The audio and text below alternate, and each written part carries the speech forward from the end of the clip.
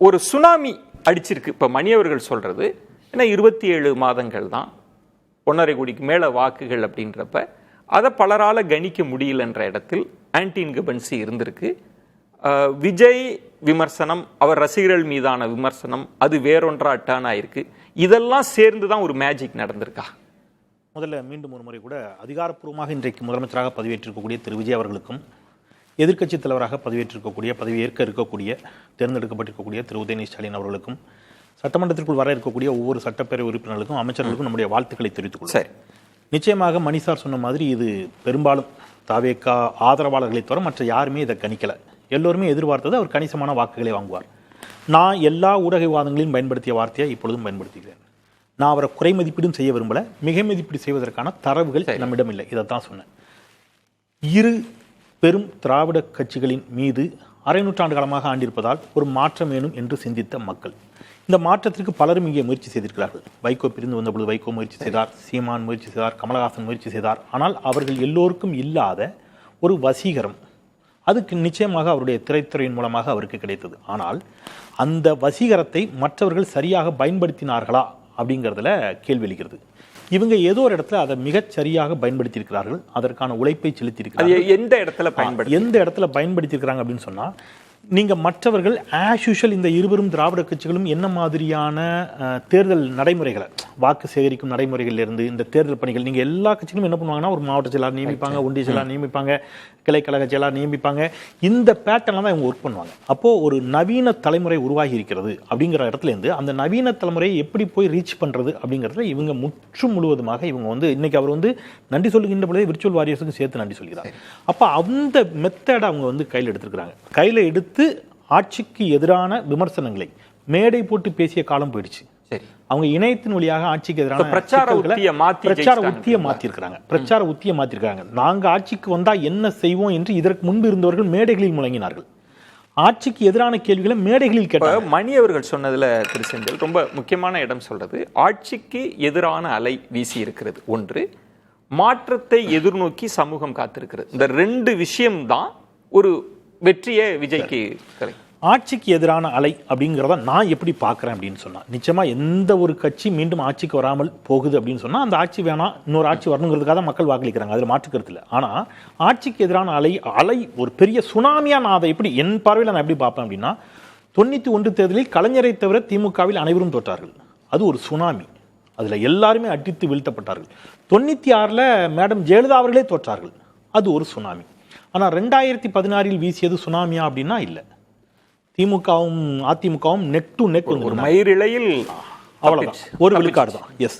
அப்ப இங்கே அது ஒரு சுனாமியாக ஒரு ஒட்டுமொத்தமாக அப்படியான ஒன்றாக இருக்குமே என்று சொன்னால், புதுச்சேரியிலே அந்த மாதிரியான ஒரு தாக்கத்தை அது ஏற்படுத்தி இருக்க வேண்டும் என்று ஒரு பார்வை இருக்கிறது. ஏன் நம்ம தமிழ்நாட்டுக்குள்ள ரிசல்ட் நான் அது ஆமான்னு தான் அந்த இடத்துல அந்த இடத்தில் இப்போ மணி அவர்கள் தொட்ட இடத்தையே கேட்குறேன். 2 பேரும் திராவிட கட்சிகள், 2 பேரும் அணிகள், எல்லா பலமும் படை பரிவாரங்களோடு இருக்கிறப்ப ஒரு 27 மாதங்கள்ல அவர் அதை சாதித்து, நான் அதை இல்லைன்னே மறுக்கல, நான் அதை தான் சொன்னேன். நம்ம எல்லோருமே, நான் உட்பட அதை தெளிவாக சொல்லிட்டேன், அதில் எனக்கு மாற்று கருத்து இல்லை. ஆனால் அது சுனாமி என்று வருகின்ற பொழுது அந்த வார்த்தையில மட்டும் தான் நான் மாறுபடுறேன். சுனாமி அப்படின்னு ஒரு ஆவேச அலைன்னு சொன்னா திமுகவுக்கு இத்தனை இடங்களே வந்திருக்க கூடாதுங்கிறேன். நீங்க இன்னும் 91 மார்க் இருந்திருக்கணும் ரிசல்ட், அல்லது 96 மார்க் இருந்துச்சுன்னா நீங்க சொன்னா அது ஒரு பெரும் சுனாமி அப்படின்னு சொல்லலாம். அப்கோர்ஸ் மணி சார் சொன்ன மாதிரி முதலமைச்சரே வெற்றி வாய்ப்பை தவற விட்டிருக்கிறார் அப்படிங்கிறதெல்லாம் கருத்தில் எடுத்துக்கொள்ளப்பட வேண்டியது, அதில் மாற்று கருத்தில். ஆனால் நீங்க சொன்ன கேள்வி முக்கியமானதுதான். ஒரு அலை என்று வருகின்ற பொழுது எல்லா மாவட்டத்திலும் அட்லீஸ்ட் ஒரு சீட்டாவது கண்டிப்பாக கன்வெர்ட் ஆயிருக்கணும். ஆனால் 8 மாவட்டங்களில் அவருக்கு ஒரு சீட்டு கூட கன்வெர்ட் ஆகலை அப்படிங்கிறது இங்கே நம்ம கவனத்தில் எடுத்துக்கணும். புதுச்சேரியில் அவருக்கான வெற்றி வாய்ப்பு அவரால் உறுதி செய்ய முடியல அப்படிங்கிறதையும் நம்ம கவனத்தில் எடுத்துக்கணும். ஒன்று. இன்னொன்று, இந்த அலை இன்னும் கொஞ்சம் வேகமாக அடிச்சிருந்தாலும் இந்த 4 நாள் குழப்பம் இருந்திருக்காது, தனித்த பெரும்பான்மையோடு அவர் வந்திருப்பார். சரி, இந்த அலை முற்றிலும் இல்லாமல் இருந்திருந்தாலும் குழப்பம் இருந்திருக்காது, அவர் எதிர்க்கட்சி வரிசையிலையோ அல்லது ஒரு கணிசமான வாக்குகளை மட்டுமே பெற்றிருப்பார். அப்போ இங்க என்ன நடந்திருக்குதுன்னு நான் புரிஞ்சுக்கிறேன் அப்படின்னு சொன்னா, 2 கட்சிகளும் வேண்டாம் என்று நினைக்கக்கூடிய ஒரு தலைமுறை வாக்காளர்கள் இருக்கிறார்கள். அவர்களுக்கு ஏதோ ஒரு இடத்துல ஒரு மாற்று தேவைப்பட்டுச்சு. அந்த மாற்றாக விஜய் மிகச் சரியாக அந்த வயதினரிடம் சென்று சேர்ந்திருக்கிறார். ஒன்று, அவர்களிடம் சென்று சேர்ந்தது மட்டும் இல்லாமல் பேரண்ட்ஸையும் அவர் குழந்தைகளை வச்சு, வீட்டில் இருக்கிறவங்களை வச்சு கன்வின்ஸ் பண்ணியிருக்கிறார். இதெல்லாம் நம்மளே பார்த்துட்டோம். அப்போ இதை அவர் சரியாக செய்திருக்கிறார். இன்னொன்று, அவர் மிகச் சரியாக சில உத்திகளை கையாண்டார். அதுதான் ரொம்ப முக்கியமானது நான் சொல்ல வரேன். என்ன மாதிரி அப்படின்னு கேட்டிங்கன்னா, அவர் எங்கேயுமே மீடியாவை சந்திக்கல. ஏன் அப்படின்னு கேட்டிங்கன்னா, மீடியாவை சந்திக்கின்ற பொழுது நீங்கள் உங்களுடைய என்ன சொல்கிறது, உங்களுடைய நோக்கத்தை அல்லது உங்களுடைய செயல்பாட்டை நீங்கள் எல்லா இடத்துலையும் தெளிவுபடுத்த வேண்டிய ஒரு கட்டாயம் வரும். அப்போ அவர் ஒரு விஷயத்தில் தெளிவாக இருந்தாரும் நான் பார்க்குறேன்.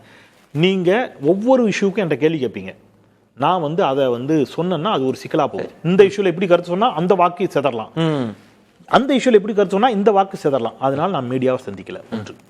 ஒரு கட்டத்துக்கு மேலே அதிகாரப்பூர்வ செய்தி தொடர்பாளர்கள் ஊடக விவாதங்களுக்கு வருவதை நிறுத்தினார்கள்.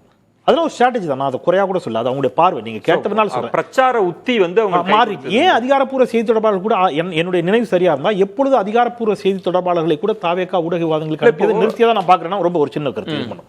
திருப்பரங்குன்றம் விவகாரத்தில் தாவேகாவின் நிலைப்பாடு என்ன என்ற கேள்வி ஊடக விவாதங்களில் எழத் தொடங்கியது.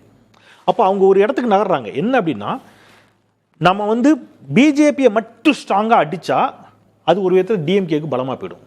நடக்க போறது சட்டமன்ற சாஃப்ட் பெடலிங் பண்ணிக்கிட்டாங்க, நடுநாயமா இருந்துக்கிட்டாங்க. அதே சமயத்துல அது ப்ரோ பிஜேபி என்ற பார்வையும் தந்துவிடக் கூடாதுங்கிறதுல தெளிவா இருந்தாங்க. அப்ப பிஜேபி கொள்கை எதிரின்னு சொன்னாங்க, ஸ்ட்ராங்கா டிஎம்கே அடிச்சாங்க. ஏடிஎம்கேவை அடிக்கல, ஜெயலலிதாவையும் எம்ஜிஆரையும் புகழ்ந்தார். அதனால அதிமுக வாக்க பெருமளவுல இல்ல. இந்த இடம் நீங்க சொல்றது முக்கியம். அவங்க ரொம்ப பேசலன்றது, அவர் மட்டும்தான் அவ்வப்போது சில வரிகள்ல பேசினாங்க. திருப்பரங்குன்றம் அப்படின்னா 2 பேரும் கேம் ஆடுறாங்க சொல்லி வச்சு அத மாதிரிலாம் பேசினாங்க. இதெல்லாம் கடந்து இப்ப மணி அவர்கள் சொல்ற பாயிண்ட்ல அவங்க வரல, எல்லாத்துக்கும் பதில் சொல்லல. ஆனா எதிர்முகாம்ல விஜயை பற்றிய விமர்சனங்கள் இருந்துகிட்டே இருந்தது. சாரி, நான் அதெல்லாம் மாறுபடுறேன். எதிர்முகாம்ல என்ன தப்பு பண்ணாங்கன்னா, குறிப்பா திராவிட முன்னேற்ற கழகத்தில் செய்த மாபெரும் தவறாக நான் பார்ப்பது, அவங்க அஇஅதிமுக மட்டும்தான் அடிச்சாங்க, எடப்பாடி பழனிசாமி பாஜக அடிச்சாங்க. இல்ல, நீங்க சொல்லுவது செந்தில் பிரச்சார தன்மை எப்படி இருந்தது. ஆனா இந்த 2 வருடங்கள்ல, இன்னும் சொல்லணும்னா கடைசி 1 வருடம்ன்றது சோசியல் மீடியாவாகட்டும் விவாத தன்மை எல்லாமே விஜய் சென்ட்ரிக்கா தானே இருந்தது. எல்லாருமே விஜய் நீங்க சோசியல் மீடியால நடக்கிற சண்டையை கேக்குறீங்க. இல்ல, நான் மீடியாவிலேயே சொல்றேன். இல்ல, நீங்க இந்த 2 ஆண்டுகள்ல தேர்தலுக்கு முன்பாக இன்றைக்கு திமுகவின் தலைவர், அன்றைக்கு முதலமைச்சர் எங்கேயாவது ஒரு இடத்துல விஜய் விமர்சிச்சு பேசியிருக்கிறாரா? இப்ப நீங்க சொல்லுங்க பேசாம விட்டது அட்வான்டேஜா போயிடுச்சோ நான் யோசிக்கிறேன். ஏன் அப்படின்னா நீங்க வைத்த குற்றச்சாட்டுகளை அவர் ஸ்ட்ராங்கா வச்சுட்டே வர்றாரு. இப்போ ஒண்ணு இல்ல சார், லாஸ்ட் ஒரு இல்ல, நான் வெளிப்படையா வரேன் செந்தில். இப்ப மணி அவர்கள் சொல்றார், ஒரு வார்த்தை ஒரு பதத்தை பயன்படுத்தி விமர்சிச்சீங்க, அது இணையத்தில் நடந்துச்சு சார். நீங்க அப்படி பாத்தீங்கன்னா நீங்க வரேன் ரொம்ப எக்ஸாக்ட்டா ஒரு அது நெகட்டிவா போயிடுச்சு. அது உண்மை, அவர் மணி சார் சொல்றது உண்மை. நான் அக்ரி வித் ஹிம். நான் அந்த வார்த்தைகளை நானே பல முறை முரண்பட்டு அந்த மாதிரி வார்த்தைகள் பயன்படுத்தக்கூடாது அப்படின்னு மணி சார் சொல்றது கிடையாது. ஆனா நான் எங்க வரேன்னா, திரு விஜய் அவர்களே நேரடியாக திமுக தீய சக்தின்னு சொன்னார். ரைட், சொன்னார்ல. ஆனா இங்க விஜய் சொல்லிட்டாரு, அங்க ஸ்டாலின் சொன்னாரா, உதயநிதி ஸ்டாலின் சொன்னாரான்னா இல்ல. லாஸ்ட் ஒரு லைன் ஒருத்தர் தொடர்ச்சியா சொல்றாரு, என்ன எவ்வளவு அடிப்பீங்க, என்ன எவ்வளவுதான் காயப்படுத்துவீங்க, எல்லா வழிகளையும் தாங்கி நிற்கிறேன்னு சொல்லி நான் உங்களை அடிக்கவே இல்லைன்னு சொல்ல வேண்டியவங்க அதை கூட சொல்லாத விஷயம்.